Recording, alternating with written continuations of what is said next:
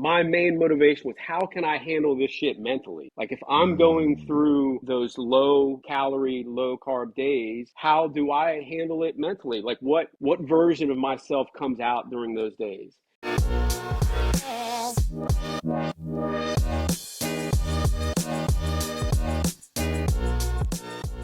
All right. And we are recording. Good morning, Adam. Thank you for joining me. How are you doing? Oh, great. Today's my day off. And so it's just eating and chill fest. I say day off from the gym. Uh, yeah. I guess those are the only real days off that matter, you know? Yeah. Well, I'll text friends and be like, yeah, I'm off. I'm going to take tomorrow off. And like, oh, you're not working? No. Yeah, of course I'm working. I mean, from the gym. Like, Right. Yeah, come on. The only real days off that matter. yeah, right.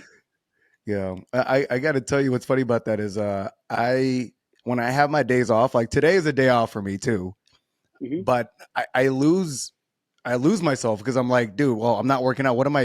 How do people spend their mornings without working out? I It have doesn't no make idea. sense. Yeah. Yeah. I watched your stuff is what I did this morning because I woke up like, what Oh, do I yeah. do? Well, shit, I'll watch Alan's podcast. Let me do some I pregame, appreciate actual it. pregame. I do have two goals for Okay. this episode, Okay. if I may present them. One is to beat the amount of views that Core Killers episode has, because that's Okay. probably the only way I'm ever going to beat that motherfucker. And then two, to have the highest amount of F-bombs in your show's history. So I'm trying to go 2-0. So put yourself on notice. These are great goals. Oh, I'm I'm excited coming in about that. hot. Yeah. Coming in hot. Woo. Yeah. Yeah. I'm about to say. Yeah. Yeah. And then what's ironic, you were actually hanging out with like Core Killer, Marcus, and a couple of people like yesterday, right? Over the weekend or so. Yeah. Those guys are my homies. We were up at they were judging, and I went up to watch the OCB Natural Kingdom over in Orlando. It's like 2 hours from here. Oh, okay. Yeah. Yeah. That judging thing is fun. I mean, even if I'm professionally qualified or not, I definitely just love judging. It's a fun thing to do. No, anyways, that's like I forget that was. I saw like a meme the other day where like, yeah, I do 3 sets of curls and I do 4 sets of judging in the gym. Like, Yeah. I think Well, it's like all. I think, he brought up an interesting point. Core Killer brought up an interesting point about just motivation. Like we do this shit all the time, and I don't get me wrong. Like I love to lift, I love going to the gym, but sometimes you do like to spice it up a little bit. And, he brought up when he went to Florida Pro and they didn't have his banner out yeah. front, and he's like, okay, and it's funny to see we're all different, unique individuals, but we do share some similar qualities. So I'm in the gym and I will find motherfuckers, and I'm like, that guy right there, who I don't know, to be clear, but like that guy right there, he's doubting me. That guy's doubting me. I'm gonna show, and I'm like fully like I'm gonna get angry, like especially on lifts, like your bar lifts, your deadlifts, your squats, or a Right. dumbbell bench. I will make up gym nemesis just to get that little extra like okay motherfucker, especially people who show up in those like Project Rock shirts that say like hardest worker in Okay. the room, Oh. or no one will outwork me, whatever. Okay. Like, Right. okay, challenge Right. accepted, bitch. Yeah, Yeah. Yeah. we're I all like kind of motivation. nuts. Yeah. I like motivational like posts and memes and things like that. But I do Yeah. find it funny that you get those shirts that are just like, I lift harder than everybody. Like, no, like, I don't get it. And I mean, like, I'll wear shirts that says like I love hot moms, or like Yeah, yeah, like I know you want me, or something, like just funny things. Like I can't take yeah. those like I must protect this house. Like I can't take that seriously at all. Did I I just love it when those guys show up, man. I love it because it does. It'll fuel me. There's a guy like, the other day I was doing incline bench dumbbells, Mhm. And I sit Mm-hmm. down, and dude's got his little Project Rock shirt over there, and he's bigger than me. And you and me, like, we're smaller guys, so any opportunity I get to outlift somebody, oh, I'm taking it. I am taking it 100%. So I look down, he's got his "Protect This House" little gym shirt on. So I'm like, all right, what's he lifting? Hmm, okay, and I'll go up, I'll get the same weight rep. In my mind, I'm like staring at him, and this guy then went to another setting, so he went up to like 70s, which is borderline body weight for me. And he Mm-hmm. picks him up and he puts him down and he goes lighter. Oh no, oh No. no, Oh, okay. no. My mind is like, I'm gonna steal that motherfucker's soul. Oh my Picked up the God. same weight, their 70s. Rep through a couple. And then because life provides balance, there's a dude next to me putting up hundreds. But that's neither here nor there. That's besides the point. That's besides the point. I'm not challenging you. You stay out of it. I'm looking at the other guy Yeah, that has no idea that I'm challenging him. Yeah. absolutely Yeah. correct. Yeah, yeah. But Oh my I gave God. it to him. So Yeah. No, yeah, that's good times at the awesome. gym. Yeah, there's Absolutely. another dude Absolutely. there who competes, and he's bigger than me. He looks great. He's also probably like 20 years younger than me, but he's my actual gym nemesis. So those days where you don't feel like being there, like I don't feel like lifting, or you're tired, or that little inner bitch comes. I think of Yeah. him. I think of him like that guy's probably getting after it, or like even some high low pros. I think of now it's getting real intimate. Yeah. Like I think of Core Killer. I think of Marcus. I think like, man, they're probably out there lifting right now. They're probably sucking up and doing this extra work that I should be doing. Like, fuck, man. All right, Right. let me keep going. Like I use that stuff as motivation. I don't think, like, I'm an amateur. I've jokingly said I've accomplished almost nothing on stage by way of an award. Like I haven't done that yet, Right. but I don't hold myself to that standard. Like I look at Desario, I look at Marcus, Yorton Cup champs, which may never be in the cards for me, but that's how I hold myself in the Yeah. gym. That's how I hold myself when you're cutting. And it's like, man, those guys are doing it. Like I've got to be prepared for that level, you and if I never get there, then so be it. But that's what I strive. That's where I hold myself to that level. Yeah. They're clearly doing something right. Yeah. They're definitely, uh, yeah, I marvel at them, Yeah. I mean, I'm a lot the same as you, or I'm an amateur. I have not won a pro card, but I mean, I push myself because for me, this entire journey is about how much better of myself I can be every single year. Like I'm not Yeah. going to sit there and compare myself to someone who has phenomenally better genetics than me, and they'd be disappointed that I'm not Yeah. them. I'm just Right. gonna become the core killer version of myself, Right.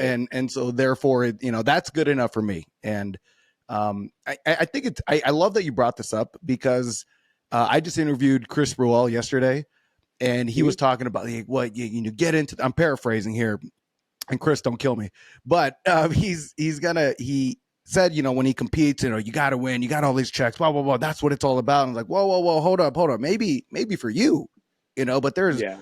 a lot of people who just love competing, just like you and I have DM'd about this, about we just love competing, love the sport, love the camaraderie, and the entire culture of what the sport brings, and and that in of itself is a win. That in of itself is a trophy to me. Like I don't need some OCB, whatever the heck, or NGA this to validate my experience, my Hmm. joy in the people in the sport.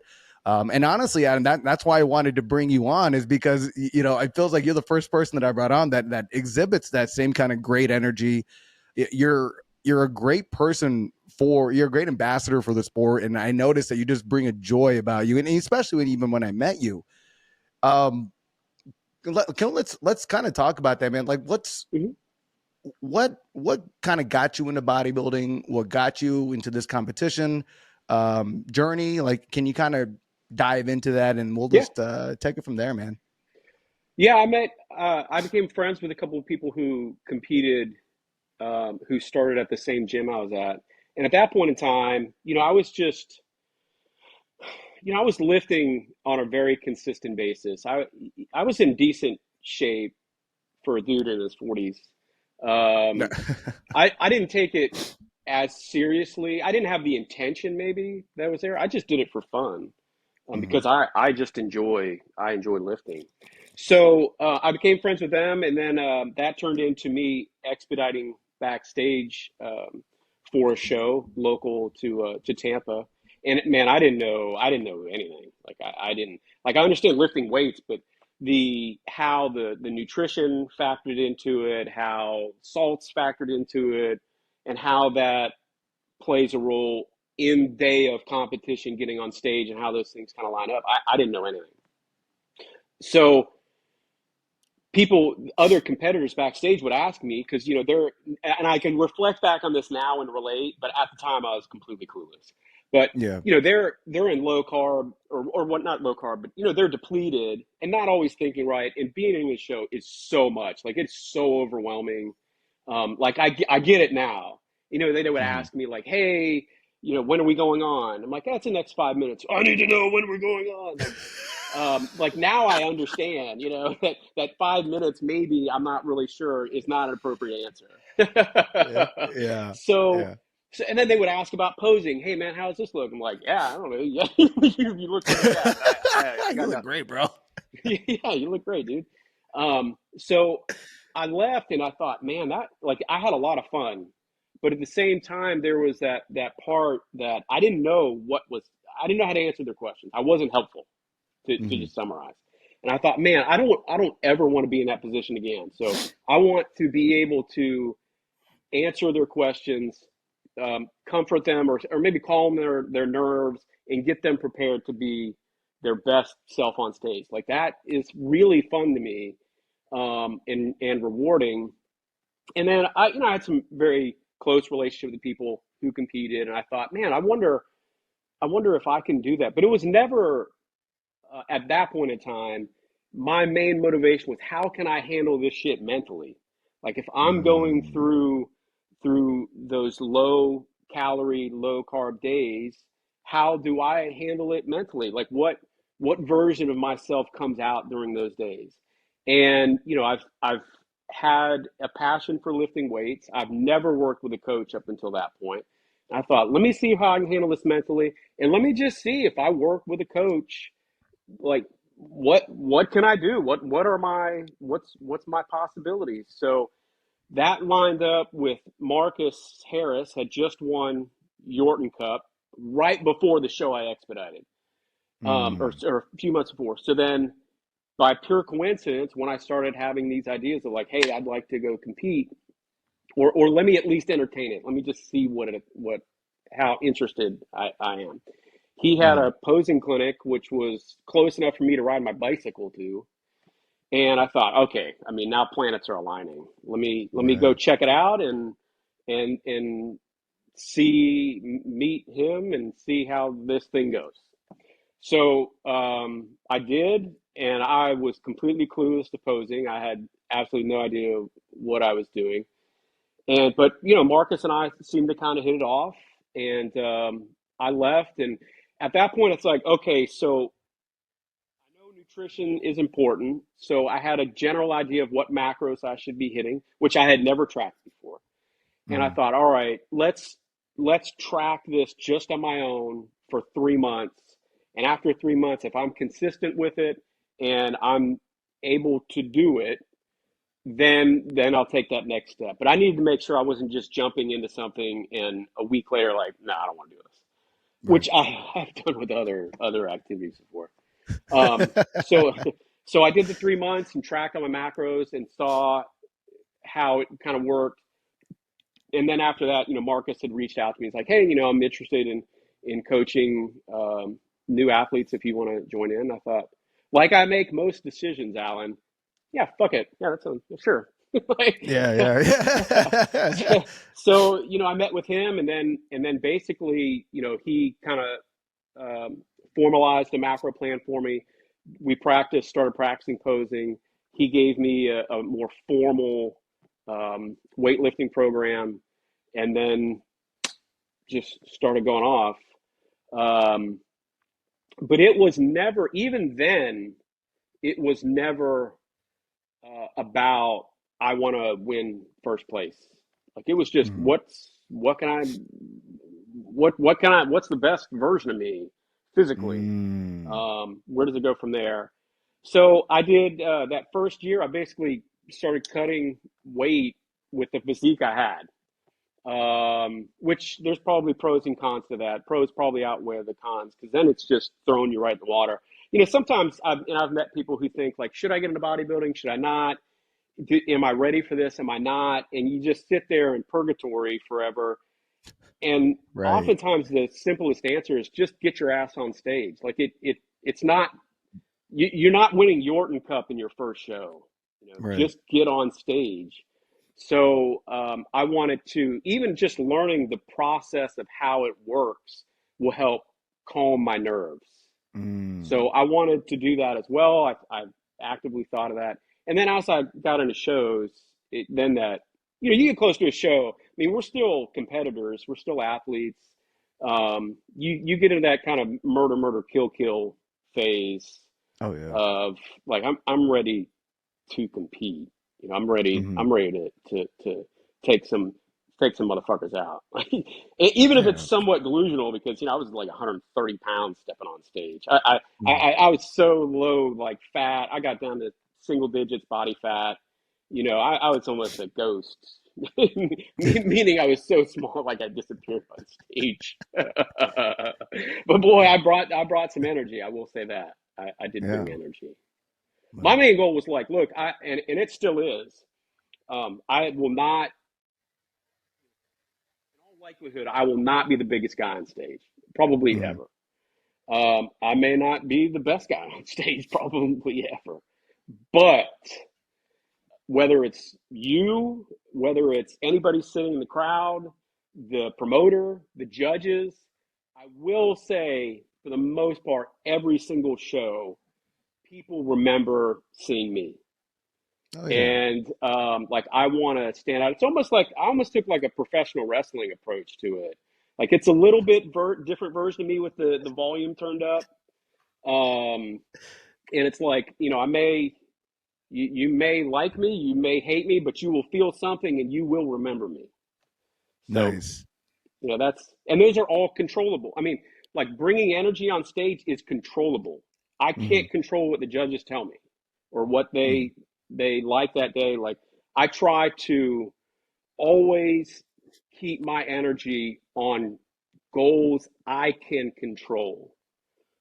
I don't always do that great because again, you still get. I mean, I've been butthurt after losing, um, but I try to always keep my focus on those goals I can control. So I did 3 shows last year. My last show was in Phoenix, Hmm. and that was it was. This is a metaphor, probably. It was the one show that I went into with the sole purpose of winning, and it was my worst performance and the worst that I felt coming off stage after. Mm. What do you think that was that made it the worst feeling getting off stage and whatnot? Well, just losing. Yeah, I Just didn't I losing? didn't place Okay. well. Yeah. Like my all my energy was in like this is it. I want to win. Nothing else matters, like the sports analogy of like this is a business trip. And it wasn't a good frame of mind for me to Mm. go into a show. And you talk about has to be first place, win checks, must win awards. I'm with you, man. And I didn't realize it until after that day. We went Yeah. hiking. Me and some teammates went hiking, and I left that stage. I thought I didn't want to ever do this again. Like I'm tapped out. Like I'm tired. I'm sick of the disappointment. But then we went hiking. I'm with teammates, and I thought like then it just kind of hit me. I'm Hmm. like I don't want to lose this, meaning community. Like awards for me for bodybuilding, like this right now, would not happen Right. if I didn't start competing. Like I'm gonna remember this. Like this is a memory. Right. My relationships with Marcus, my relationships with Desario, my relationships with other people within the bodybuilding community. Glory's amazing. Yeah. I've met Yeah. sexual chocolate, which I always feel weird and uncomfortable slightly saying. I call them the Don, but like they're awesome. Like that relationship is fantastic. My relationship with Right. Dakota, who competes, is fantastic. Like there are, I have so much, I've gained so much off stage that it's I'm doing myself a disservice if all my energy just gets put into let's win first place. Man, I'm so glad you brought that up. I feel like you just pretty much personified what my last competition journey was as well, which is Hmm. I competed in May, this last May, and my entire mindset was I need to win, I need to win, I need to win. And it was the best place I've gotten the open so far. So I placed like fourth in the open, but I left the stage just like you said, just all disappointed, all like bitter. I'm never doing this. Fuck body, in my own head, prep Yeah. brain. I'm already depleted, sensitive as hell. But I remember the only reason why I even got into that mindset was because if I told myself I was going to win, I would actually apply myself in its entirety 100%. Like the Hmm. first two times, like the first time I competed, I would cheat a lot in eating like scoops of peanut butter. Like I'm like, oh, whatever. I don't know. Yeah, whatever. And what's 200 calories? Yeah, what's 20 here? But I don't think that, right? Because I think I know I came from the old. I don't want to say the old school, but the generalized population perspective of what diet is and what diet isn't. And therefore, in my head, I'm like, well, I can see my abs, so therefore, I could probably have some room for calories, right. You Yeah, know, um, we've and all then been there. yeah, we have, but like, and then the second time I did it, my second competition, I improved. So I was still eating peanut butter, except I was eating powdered peanut butter now, spoonfuls of Oh, powder. Like, yeah, but I'm doing better.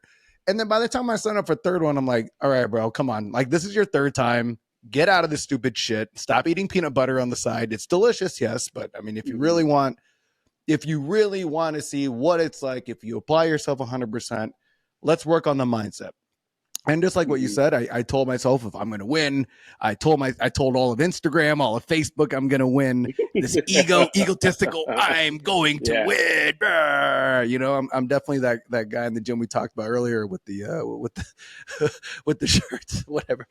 But Yeah. but by the time I got off stage and everything, I'm just sitting there. I'm like, wait, why? And I think I had that same moment that you had. I mean, I didn't go on a hike with everybody. I just kind of sat Hmm. back and I'm like, wait a minute. I only developed this mindset because I told myself I'd be a better version of myself, and I stepped up on stage the best I possibly could. And it, and Hmm. it's interesting on how sometimes we go in with one intention, and in that journey something about it changes and we kind of forget why we started in the first place. And Hmm. we could get ourselves so caught up into things. And I've seen a lot of athletes just get bitter about the results, bitter about this, bitter about that, but then it's kind of like, let's kind of check into why we even started to begin with. And like, did you meet that goal? I'm like, oh wait, you didn't. Okay. It's okay. um I wanted to ask, because when I was going through your Instagram profile, I didn't you're diagnosed with cystic fibrosis. Is that correct? Hmm. Yeah, which is Wow. genetic. Yeah, I was diagnosed at 2. I Okay. mean, it's genetic, so I was born with it. But yeah, I was diagnosed at 2 years old. I was failure to thrive, if you can believe that at this point. Yeah. And not walking, not developing, um, it not doing well. I had pneumonia. Oh Just wow. and it basically what it is my body doesn't process water and salt properly. Mm. So the then end result of that is a buildup of mucus, which gets in my lungs, which gets all over my organs, and doesn't it just mucks things up, to keep it short. Wow. It also mucks up my insulin release. It mucks up everything. Um, it also, so getting oxygen to the muscles mid lift can be difficult. I'm thankfully pretty healthy. and exercise, just generally speaking, like most of the general population, Mhm. does me very well. Like it's something that it's medicine. I mean, it's its own form of medicine for me. Mhm. It also, yeah, mucks up my digestion, so proper absorption of like proteins and fats can be difficult, which is um, why I'm undersized.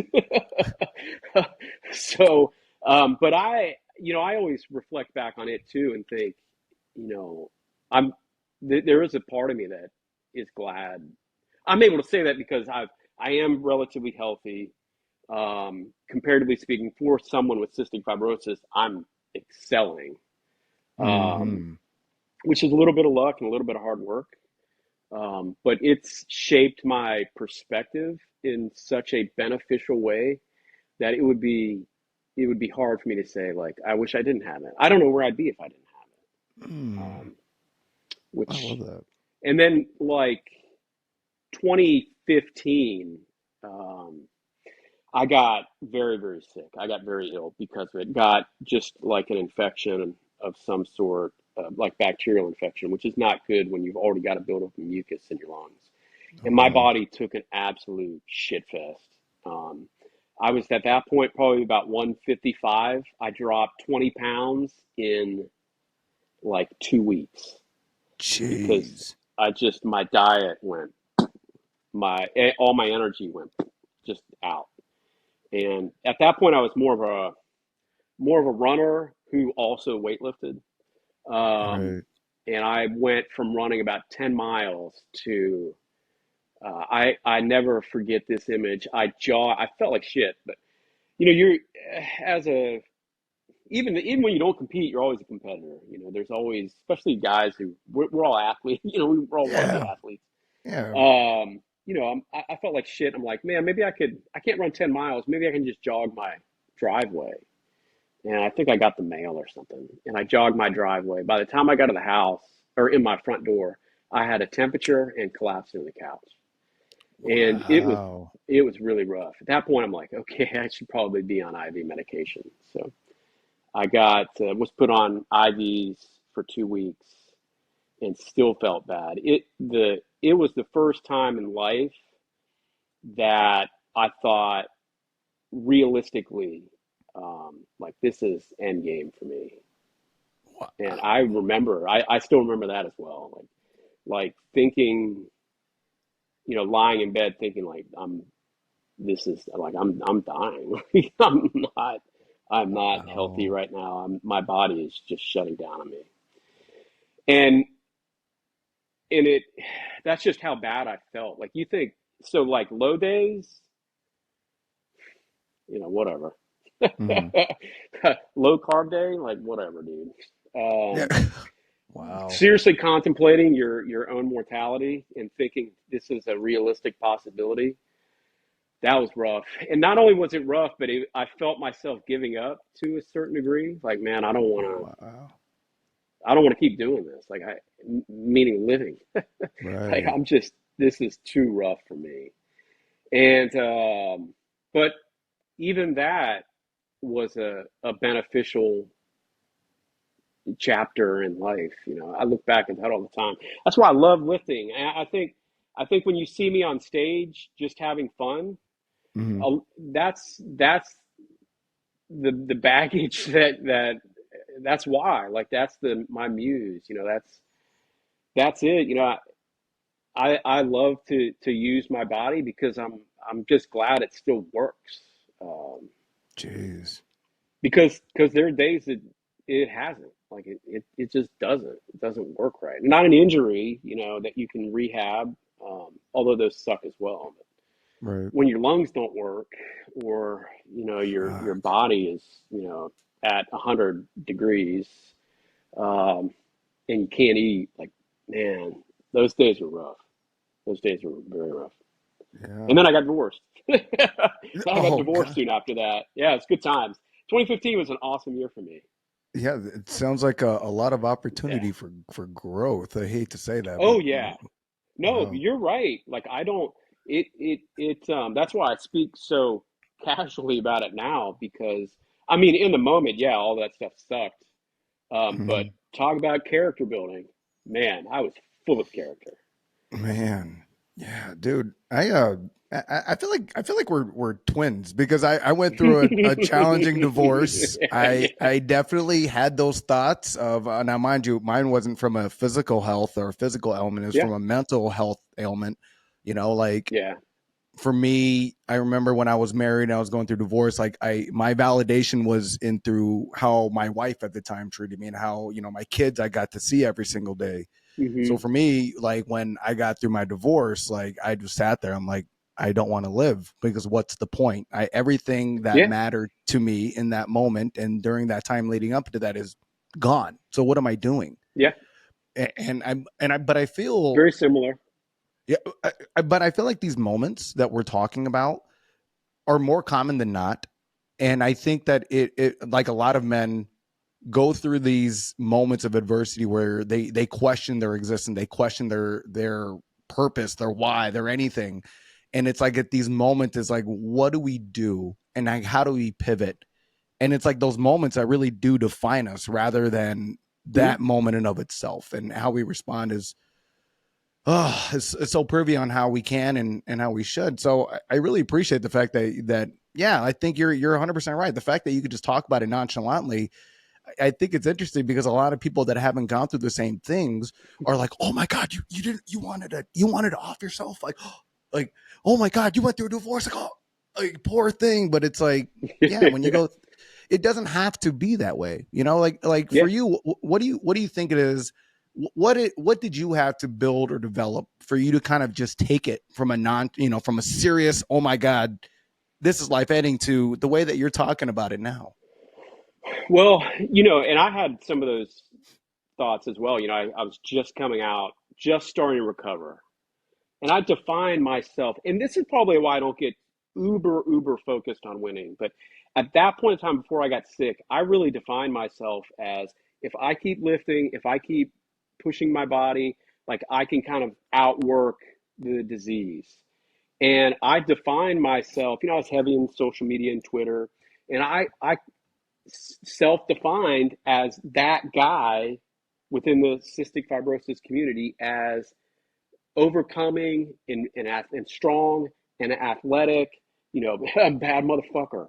But Yeah, you damn it was right. gone. It was gone in a matter of days. Everything, it felt like my identity had crashed. Like Mm. and then I wanted to quit. And then I'm just like, I can't do this. Like now it's getting hard. Woe is me. I don't want to fucking do this anymore, which is embarrassing now and in kind of a good way.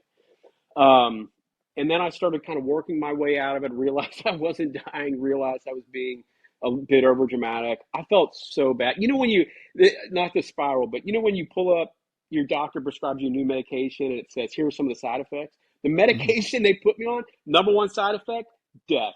I'm like, oh my God, dude.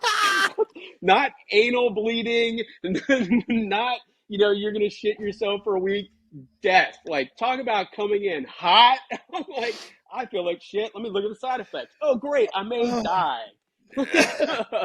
It was so hard. oh my God. That reminds me of that Cat Williams stand up a while ago. He goes, "Death? You mean I'm gonna die? I got shit to do." Yeah. So Oh my somehow I was able to God. kind of collect myself. And thank God I was, seriously, weightlifting, had I not been in such good shape because of weightlifting, I probably, I could, who knows what could happen. But Right. I certainly would have not have bounced back as well as I did. So I started working through it. Then I went through divorce. That fucked me emotionally.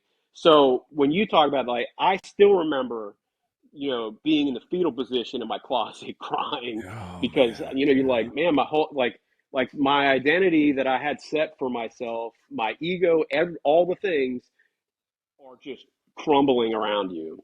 Man. And, then I kind of got myself together and, I gave my time. I think the most important thing that I did was I gave myself time to grieve. I gave myself time to be emotional about it without any guilt.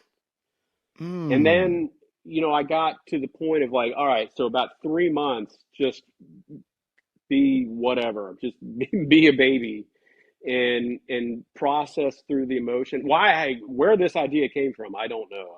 I guess my dad and mom did a good job. And I gave myself some time to just guilt-free be emotional. And I was a wreck, rightfully so.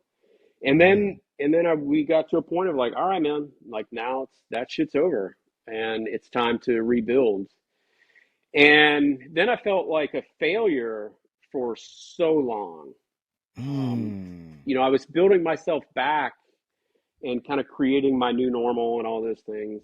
But I always had that thought of failing in the relationship. Because I take a lot of, when I'm faced with adversity or faced with a problem, I tend to focus on, all right, what did you do wrong? Like, what is it that you could fix? What did you do well? Like, I can't do anything about their behavior or their decision or whether it's my ex-wife or the judges. Like that's uncontrollable. But what did you do well? What can you do better? Where can we kind of make adjustments? And I look back at that, it's like I would have never gone, I would not be where I'm at now had I not gone through any of that. So when I look back, I'm like, yes, it sucked. And this goes for really anybody who goes through adversity.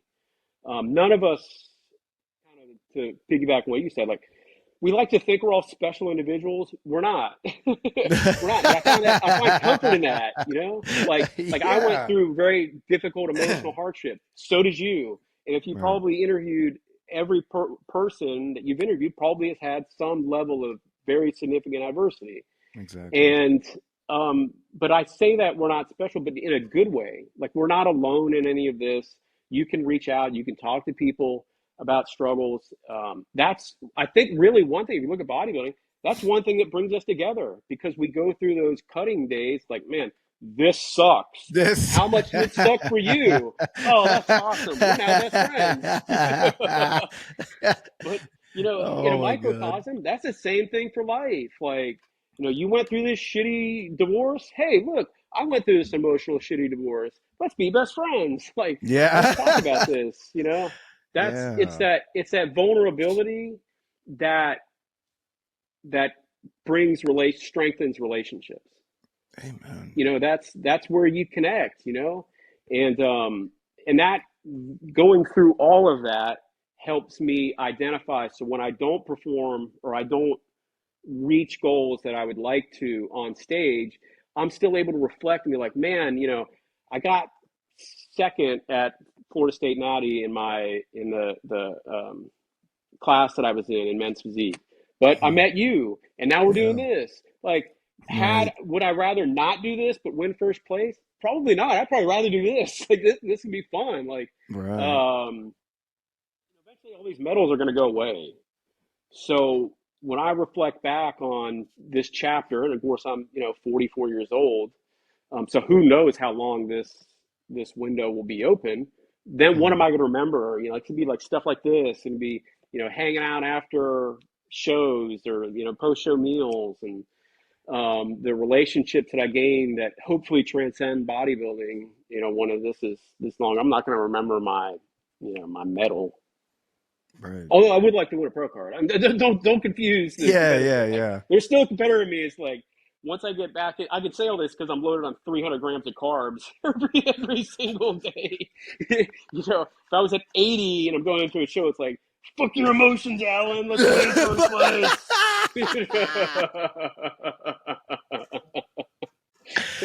Oh my God! I think it's hold up. I have to tell this.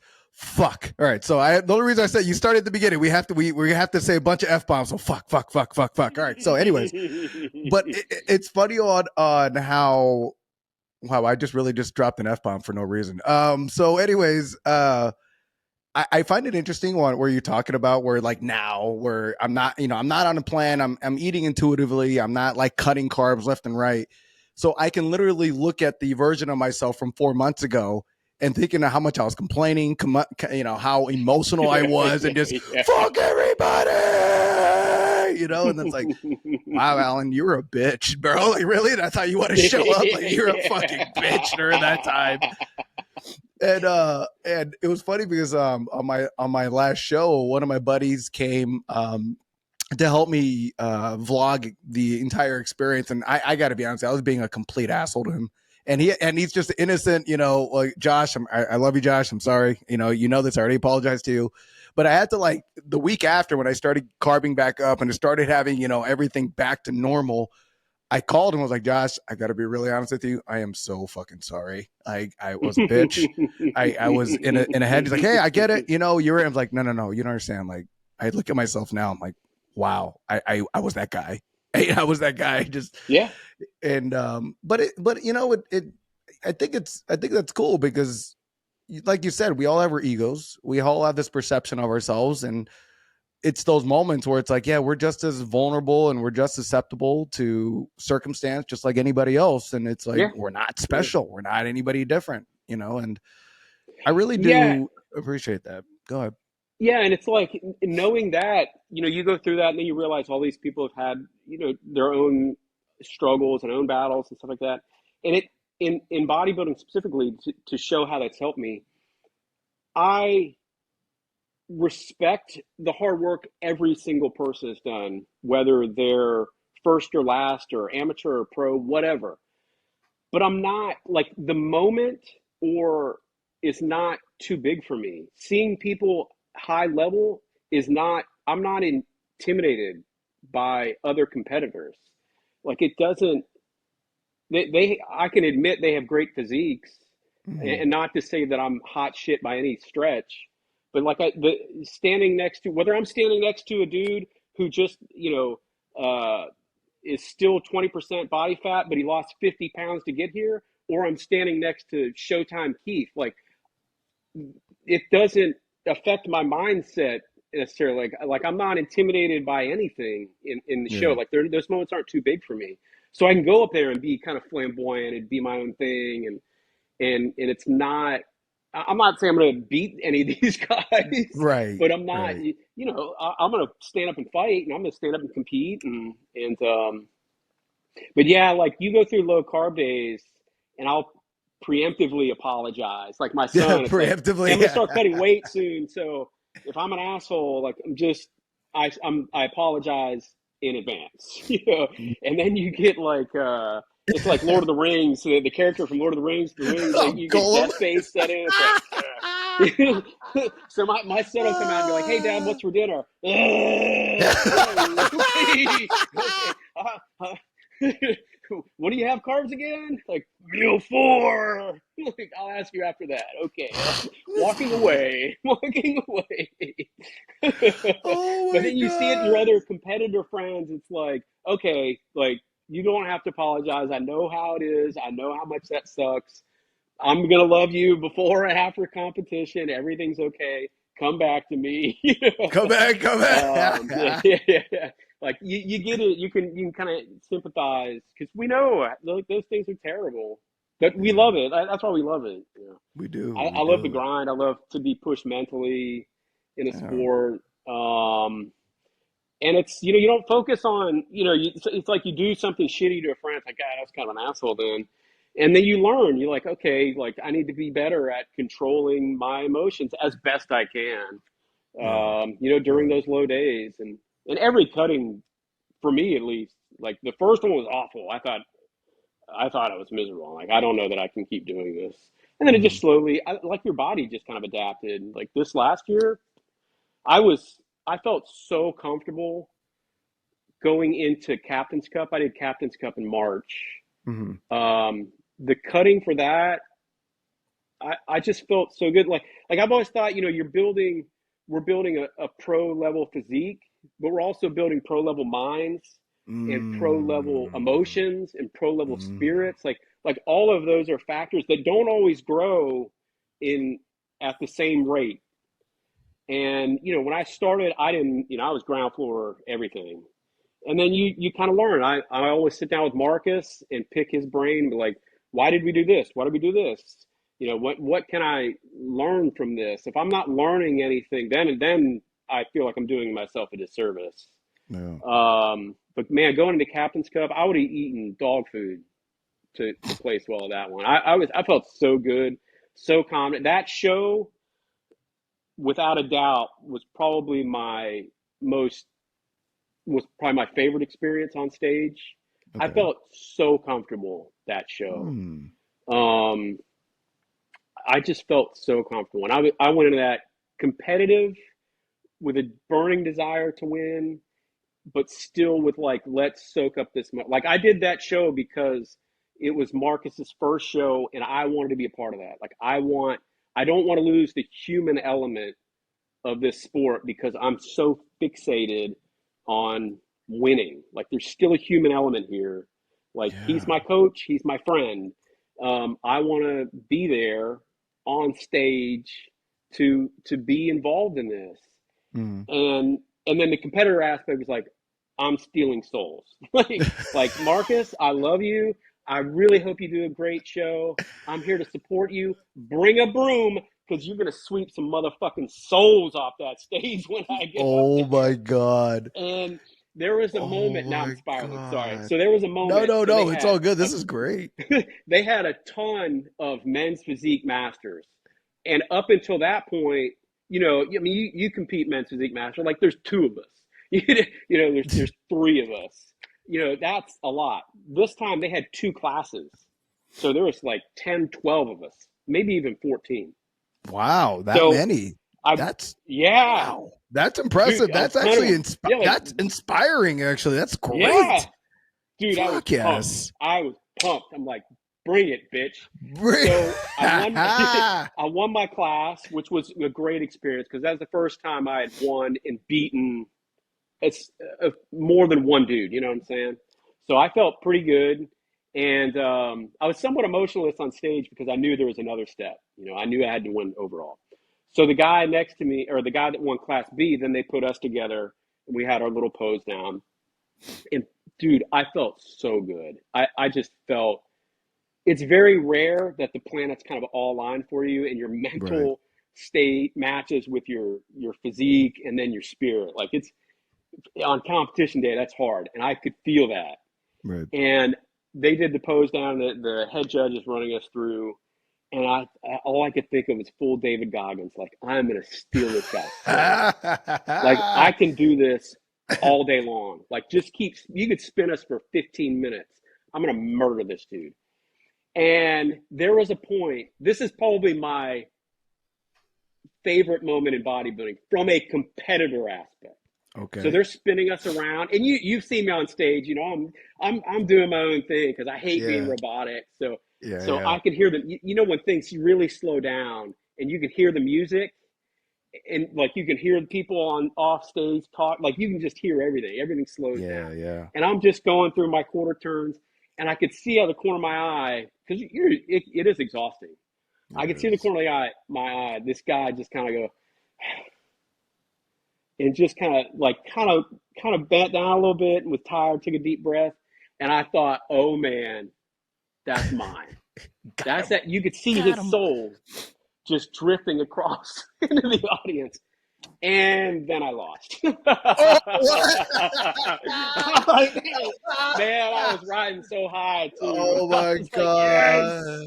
yes, I did it. I Oh did my it. God. Bring me my No, pro card, motherfucker. man, And no second lie. place You had got me in him. the first half. I'm like, you had me. You had me there. You got me going, Like, bro. My oh God. man, yeah, Oh my God. You know not what? but it was such a fun moment, man.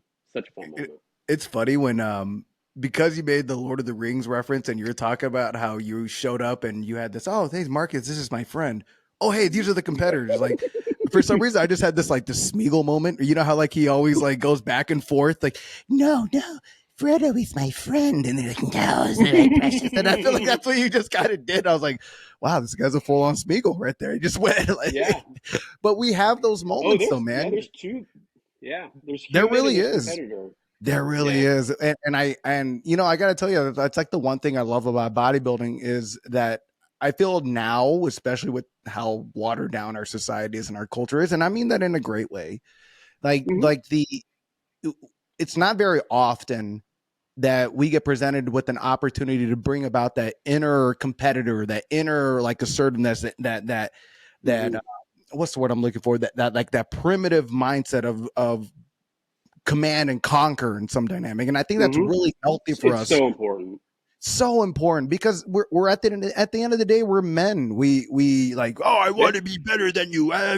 But competition is a great thing as long as you use it in a productive manner to get ourselves forward. And yeah, competitions in general like are that they are a representation of just that. Like you have Hmm. someone else to compete against. You're put on the same platform.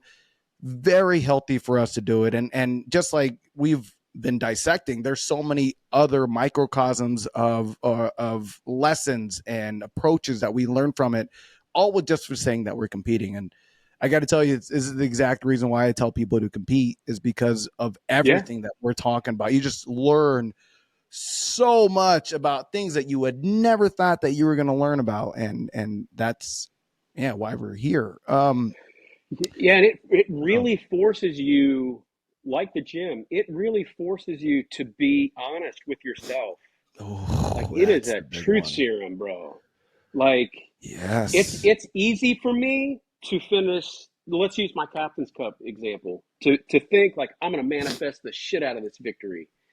And then you finish second, and then you get judges' feedback. It'd be real easy for me to be like, those judges were all wrong. You know, they're idiots. Which I went through a process of that. But you know, right immediately after, it's like, what the hell, dude? Like, it's ridiculous. Um, but it forces you like, okay, well, what? You know, don't be delusional, Adam. Don't be an idiot. Like, let's let's take what they're saying. It's like, okay, now let's apply this. You know, am I this? Am I what they're saying? That's hard for some people to do. To Ooh. question, and they're like, hey, am I? Are they right? You know, and it's funny, you know, with the competitive aspect. I remember my first show. So this first show, I was delusional. You know, I was all like, I'm gonna win, I'm gonna win, and now I can't even look at that. I can't even look at myself on that first show.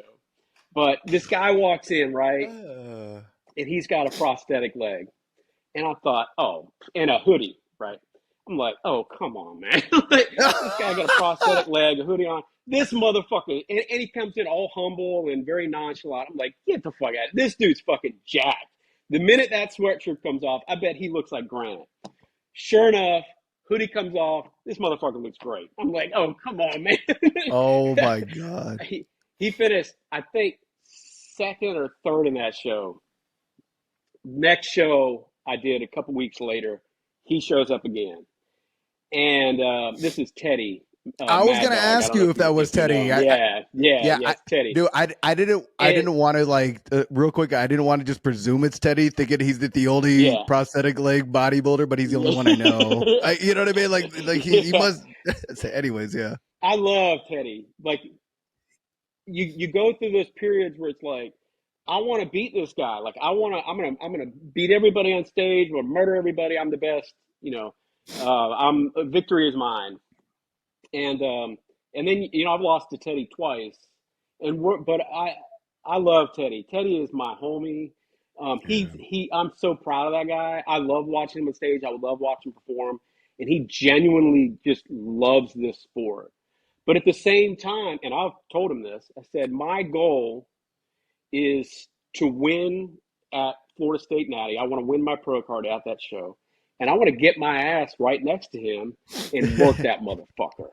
You know, but that's how we are. That's how my gym friends Yes. are.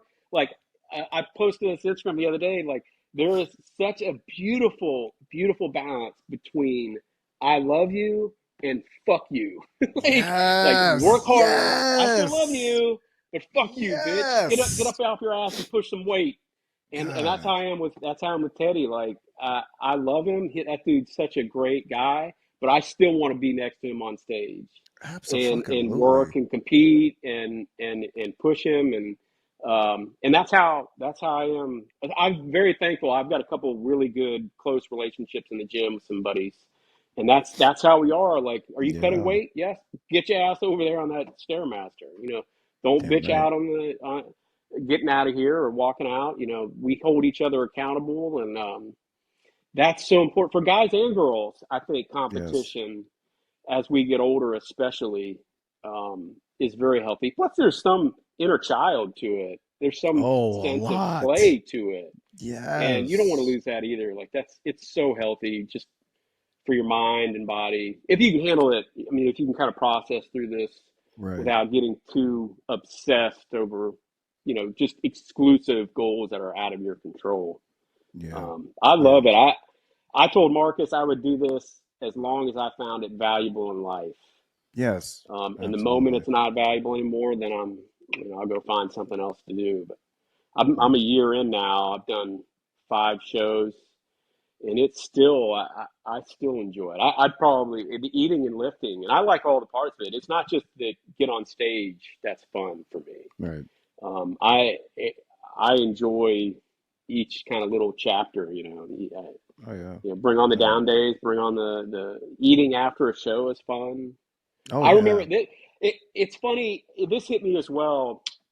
Again, I'm an amateur and I've accomplished basically nothing on stage.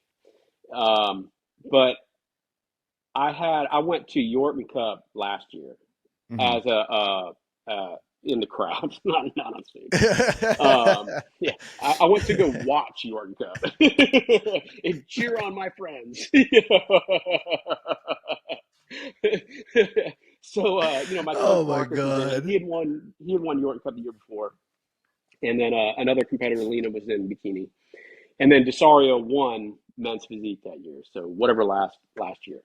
So we're all at dinner, and I'm thinking, I'm like looking around the table, like here's my mid 40-year-old ass amateur, and I'm sitting next to pro bikini competitor, last year's Yorton Cup champ, this year's Yorton Cup champ, and we're just eating and talking shit. And I thought, man, like this, how did I get here? I'm a year in at this Mm. point. I wasn't even a year in, I was 9 months.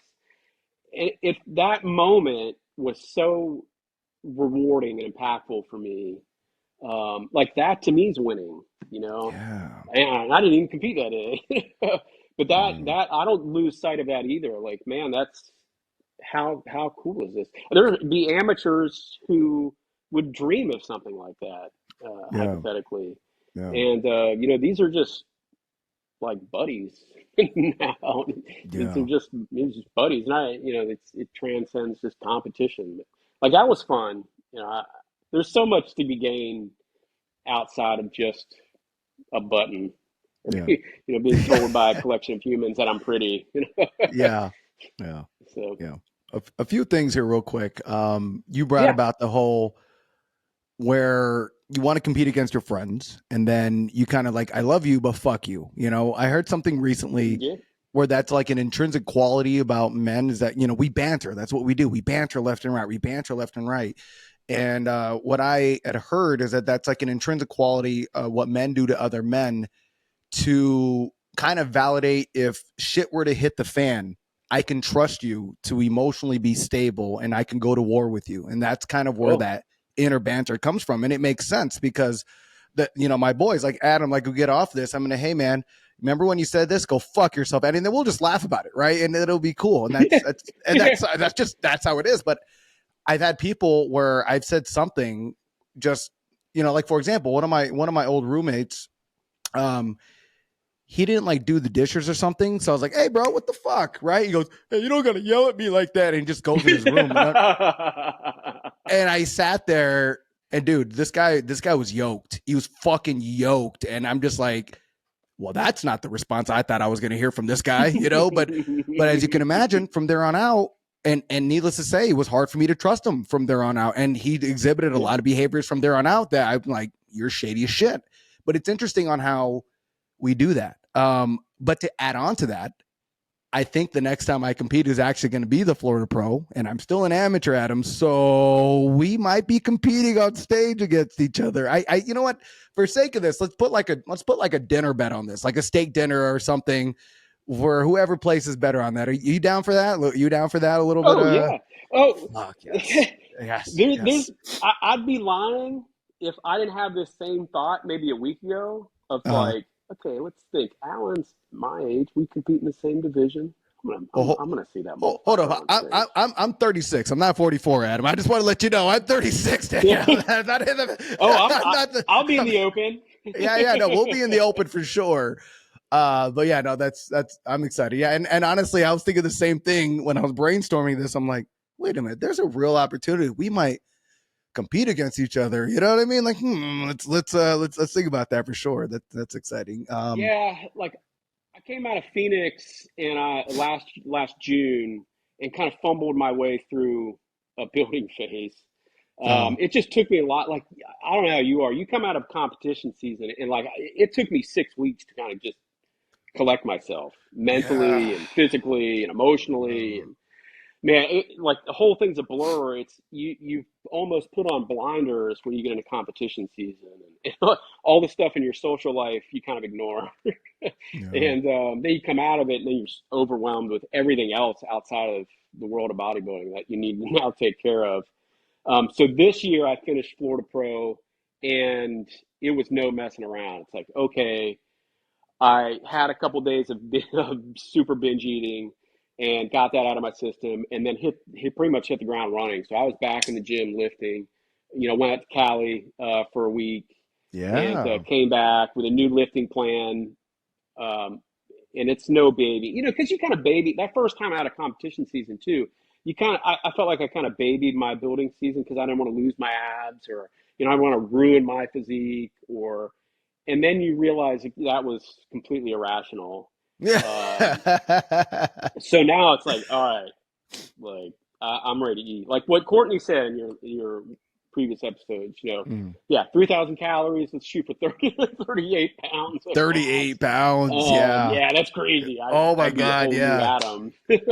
Oh my God. Yeah. That's um, Courtney's a beast with that. Like that when she said the yeah, 38 pounds, I'm just like, what? Like how? But then and here I am. I'm the same exact as you. Like, I don't want to lose my abs. I don't want to lose my physique. Like, yeah, what the fuck, man? I'm like so hard for this. yeah, And then yeah, you meet people that are just like, fuck what I look like right now. I care about what I look like in the future. And that's what yeah, matters. And there's yeah. so Which is much. where I'm at now. Yeah, Yeah. It's I gotta tell you though, I still but no, yeah, go ahead, I was gonna say, but Florida Pro that weekend. I love that show so much. Yeah. It's its own entity to me. It's not Yeah. NGA. It's not. It's just that show is just fun. Like it is a spectacle, and it's like a family reunion. Oh I my love God, that yeah. show. So I will do that, even if I got to the point of like, bodybuilding is. I don't want to keep competing all the time because it's expensive. Blah blah blah. I'm only gonna do one show a year. It probably would be that one. I love that show so much. I saw Oh that yeah. show as a in the audience a year ago and thought instantly, yeah, this is fun. This I is want to it, do fun yeah. things. I just want to do Oh fun things. yeah. Oh yeah. If I'm going to lose on stage, I might as well lose on stage and create a lot of memories and experiences. So Oh I'd yeah. rather lose on stage at Mr. America than lose on stage in, some small town against two other masters physique competitors. Like, Yeah. let's go big, man. Yeah, yeah. Let's pivot here real quick because I did want to ask you as a parent, and I just got my daughter into weightlifting, which is oh man, it was the greatest thing ever to watch her start lifting, perfect form. But you also like so how was your journey been with your son? Like has that made an impression on him? Has that made him want to lift? Like can you kind of go into like what that's like as a father and doing this Yeah. entire competition cycle? Yeah, so when I got divorced, he actually stayed with me, and Mm. he's adopted also. Oh yeah. He was placed with us when he was about 14 months, and so he's now 17 years old. Wow. So basically, his all his life. Um, so he stayed with me post divorce, and I used, at some point in time, I had this great idea that and it was hard for me to kind of keep it together emotionally while he was like right there.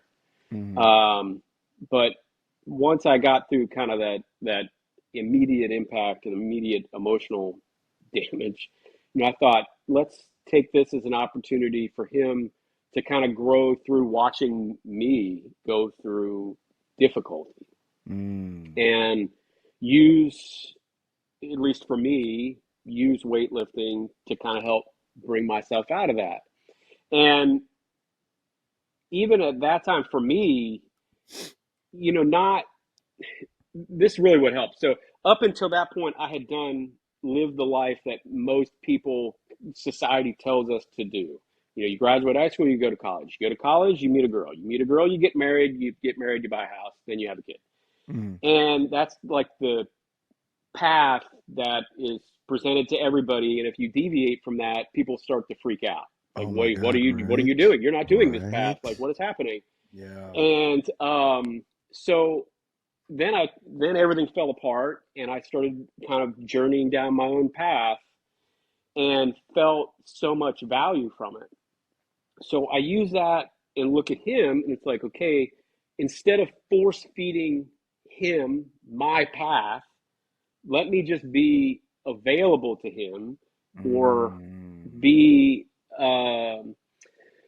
something that he can observe as just the skill set or the things that I have done that have worked for me versus the things that I've also done that did not work for me, Right. and hopefully gain from that, but at the same time go down his own path and learn his own ways, because we try to protect our kids from going through anything bad, like we have to be this barrier. But if you and I both know going through those things that were bad or exactly what made us that are good, you can't just jump on stage. You have to go through low days to become the best version of yourself on stage. And what a metaphor for life. Right. So I'm, the bumpers for him. He's going to make mistakes, but I'd rather be available to him now while I'm close, as opposed to after he moves out, and maybe I'm not as close, or, just be a safe environment for him to discuss what's on his mind, and to discuss, like, how valuable is it to be able to talk with your friends openly about the crazy shit that we think about. Right. And so I say all that to say I have not pushed him to weightlifting. Mhm. I'm Nobody gets my ass up at 4:30 in the morning except me. Well, I mean, I guess Siri, my Apple does, my Apple iPhone does. Um, but he slowly got into it, and he's enjoyed it. He has a great frame already. Clearly not my genetics. That's for anything that.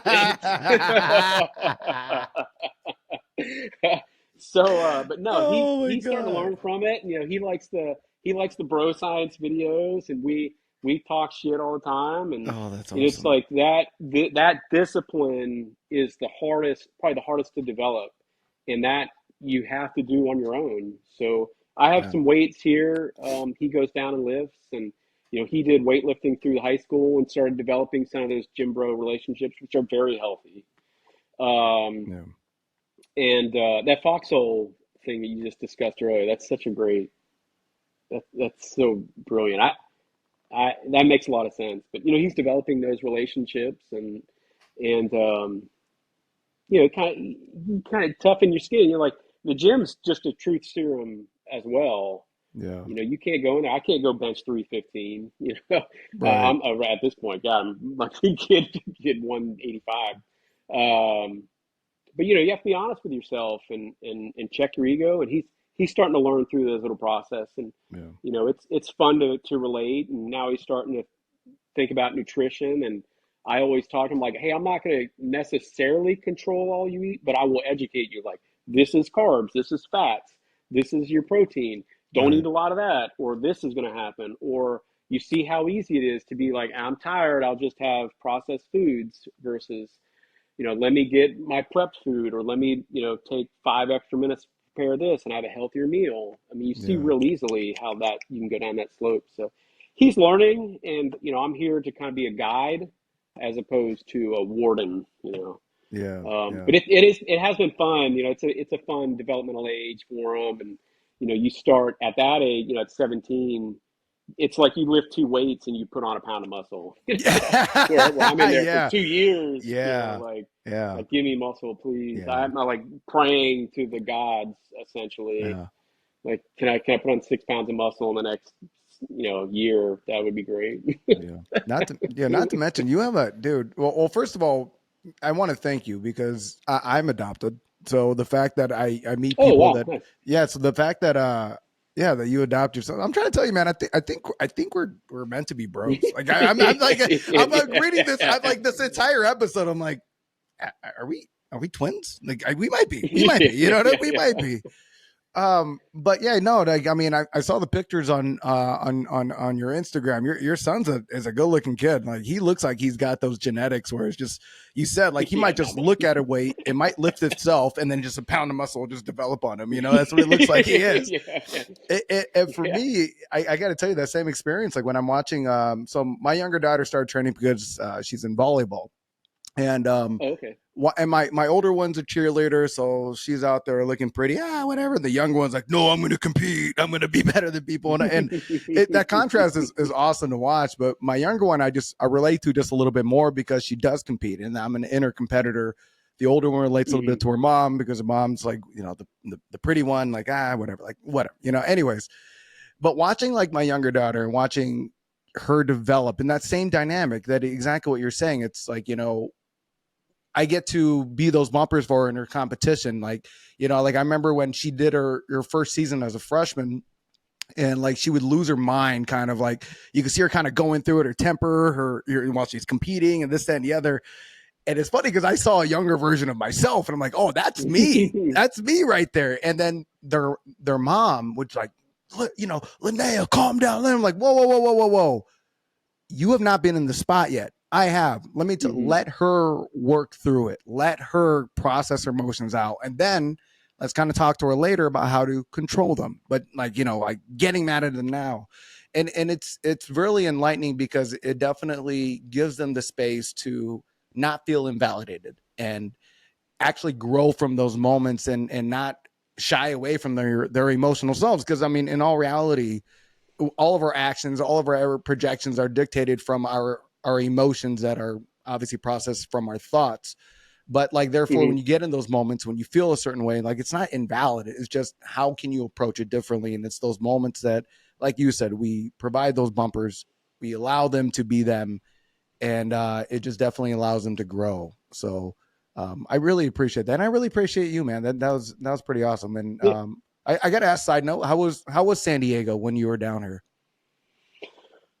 Oh man, I loved it. San Diego was so badass. So Did we decided to, the Rays. I wanted to go to San Diego anyway, uh just because I love that city. I was there 10 years ago for I was married at the time. We had our vow renewal on Coronado Beach. So Oh now wow, it's ten yeah. years later. We're going back, and it's just my son and I. So I kind of wanted to create recreate some memories of the city, right? And one thing I do try to, going through this whole path, I do like to go somewhere new once a year, like travel somewhere new once a year. Okay. And so I started bringing him together just for the life experience. So we talked about going to San Diego and seeing the Padres play because Petco Park is, we're big Tampa Bay Rays fans, but Petco Park's an awesome stadium. It's a beautiful stadium, right? So, oh my God, I love San Beautiful Diego so much. location. Like it's as good as of a location it can ever get with regards to any Oh baseball yeah, stadium. Seriously. it is really nice, and the food there. Oh my God, the Oh food yeah, I was there going is to ask you so what awesome. food places did you have when you were down? So we hit up at the ballpark. I hit up. I forget what it's called, but I got a burrito. Got a California burrito with the French fries on it, Oh. and oh my God, I'm like just get in my mouth hole immediately. It's like it's so good. The salsa is just just get it right in me. It was so good. We went back to the Padres game the next day. I had the same thing. Like, it was so Oh, you good. just snorted salsa. You just snorted Um, salsa. I'm sorry. You just snorted yeah. salsa. That happened. That happened. That It happened. was so good. Oh my God. The Yeah. breakfast spots out there were awesome, and we Oh stayed like yeah. right down the street from Petco, so we Oh, so you were stayed in the Gaslamp. 2 blocks away. So you stayed in the Gaslamp Yeah, district. yeah, we were right outside Gaston. Yeah. Yeah, yep, Bro, that's yeah. there So is there is no other place in this world that serves a California burrito better than San Diego. There's and you could put me on the map for that. Like I would dare someone from any other place to try to challenge that, and no, California burritos in San Diego are the absolute best for sure. yeah, so I thought, as I do most things, when I went through, that illness especially, was like, you know, is there anything else I can do to kind of make this better? Like make this experience bigger. So we flew over there and taking advantage on opportunities. So we flew over to San Diego and we were there for a few days. It was really cool to see the Rays play on the road in San Diego, tweaking on amazing food. So like our number two like bucket list ballpark was San Francisco. So I thought I'm already in California. Let's just fly to San Francisco. So Really? we did that. We hit up a Fuck Giants yes. game, ate food there, and then flew back home. So and I'd never been to San Francisco at that point. Ironically, they played the Padres. I saw it's like we're following You're the Beatles or something, on a tour. the traveling Rays We, fan that's we just traveling with followed the them right along. Padres. Yeah. So, and those two worlds of San Diego and San Francisco, for nobody who's been to California or people who've never been to California, Oh, are it's drastically different. Oh yeah, my God. it's a I am different much more a everything. SoCal guy. But it was so much fun, and to be able to provide that to him, and basically take number one and number two on our ballpark bucket list off the list immediately, Yeah. was pretty fun. I did the same thing when I went to Phoenix and did the Scorcher OCB Scorcher. I don't remember what it's called now. Mhm.